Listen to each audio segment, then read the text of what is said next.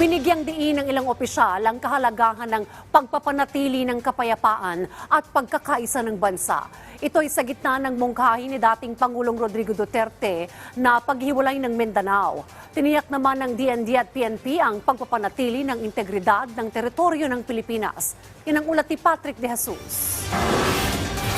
Kapwa kinontra ng mga dating miyembro ng gabinete ni dating Pangulong Rodrigo Duterte ang kanyang panawagang paghihiwalay ng Mindanao. Ayon kay dating DILG Secretary at ngayon National Security Advisor Eduardo Año, dahil sa panawagang ito, mawawala ng saysay ang kabuang pagsisikap tungo sa kaunlaran. Anya, nakasalalay ang lakas ng bansa sa pagkakaisa at anumang tangkang magkawatak-watak ay dapat natutulan ng anumang sektor. Dagdag ni Año, dapat bantayan ang komprehensibong peace process na nagwakas sa dekada ng armed conflict sa Mindanao at nagbubunga ngayon ng progreso at pag-asa.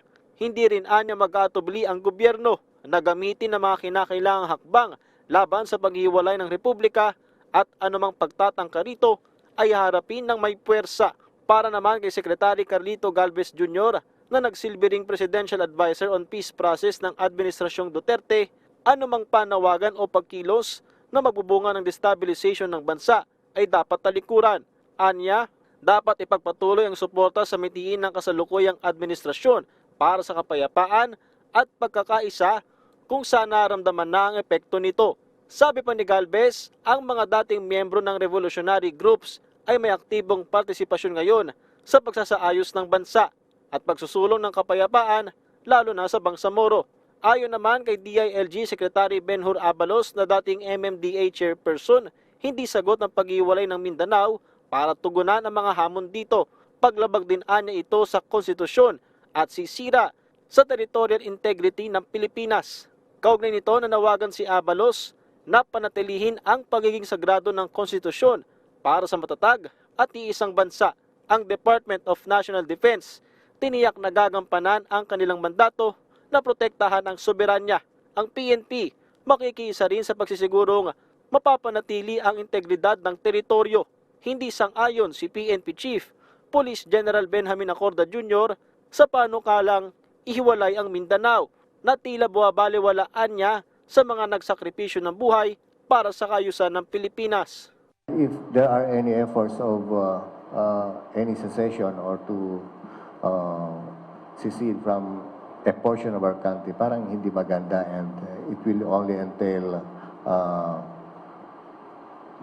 magulo na to a magnitude na siguro baka di natin kayanin. So, ang pinakamaganda niyan talaga is let us be united, let us not entertain these ideas. After all, mapayapa naman tayo, tahimik naman tayo. Hindi rin ito suportado ng isang Muslim advocate dahil matagal na anyang nabugbog ang Mindanao sa issue. Kami po yung sa Marawi, Lanao, Bangsamoro, ang pinaka-nabugbog na po ng secession, ng rebellion. 50 years, peace talks. Allergic na po ako. Allergic na po kami. I mean, yes, young Muslim professionals know po to secession. It shouldn't be a word even that should be raised.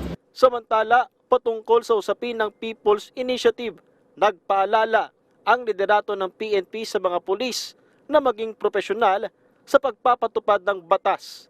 Pero maaari anyang maituring na criminal act kung may panunuhol na ginagawa para magpapirma. Well, to my understanding, when we say People's Initiative, talagang is the will of the people. Meaning, there are no other influences, there are no coercions, there are no bribery, and there are no other things that might unnecessarily influence the people's will. Pero alam mo naman, sometimes in that particular aspect, may mga gray areas. So we have to really discuss it thoroughly. Patrick De Jesus para sa Pambansang TV sa Bagong Pilipinas.